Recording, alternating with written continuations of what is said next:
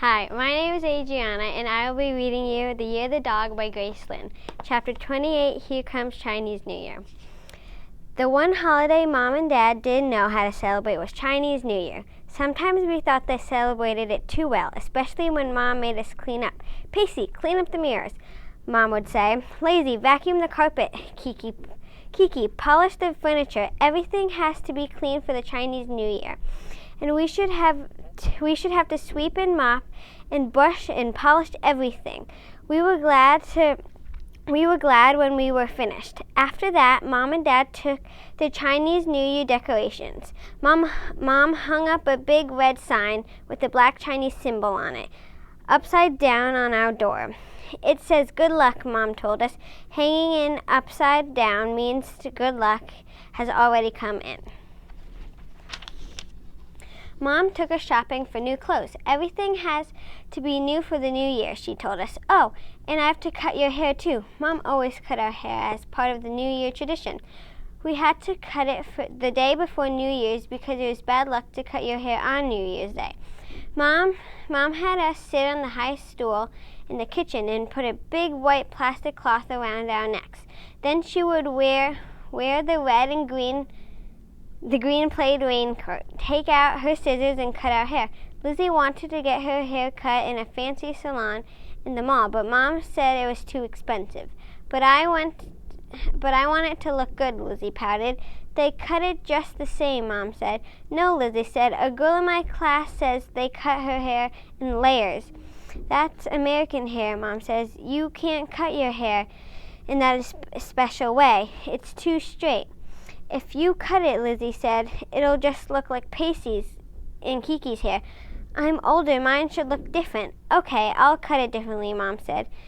Did I ever tell you about the time I cut my hair in school? Taiwan were different from here. Every day our uniforms had to be crisp and spotless. Our hair had to be straight and combed and never longer than our ears. They were very strict about less rules. Every day we entered the school building. A teacher waited at the door to inspect us. She was a horrible woman. She had a long, sharp nose like a knife, and her hair was pulled back so tightly that it looked like it was painted onto her skull. She always watched and waited, her eyes scanning for an imperfection. My hair always grew so fast. Grandma had to cut it all the time, much more than she cut my sister's hair. I hated getting a haircut. I always felt like I was such a bother. But one day on my way to school, I touched my hair. It was a little bit longer than my ears, but it was longer by such a small amount that I ignored it. I thought the teacher wouldn't notice.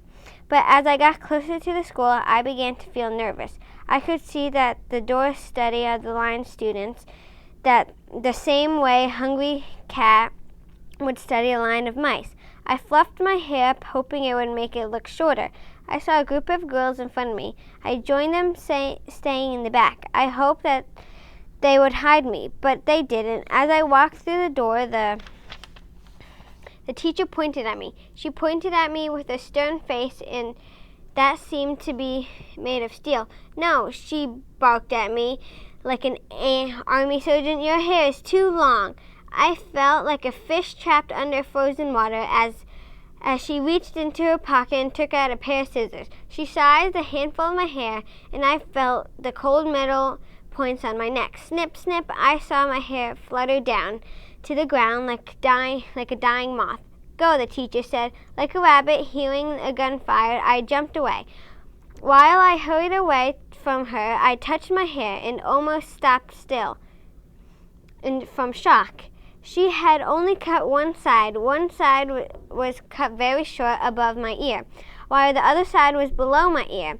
It was lopsided. I looked so ridiculous. For the whole day, I had to have a bad haircut. Mom finished as soon as school was over. As soon as school was over, I ran all the way home to Grandma so Grandma could cut all one length.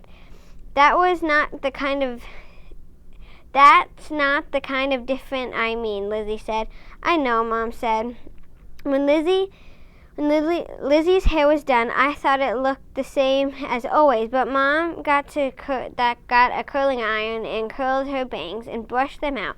Lizzie's hair was all fluffy like a poodle's, but when Lizzie looked in the mirror, she was happy.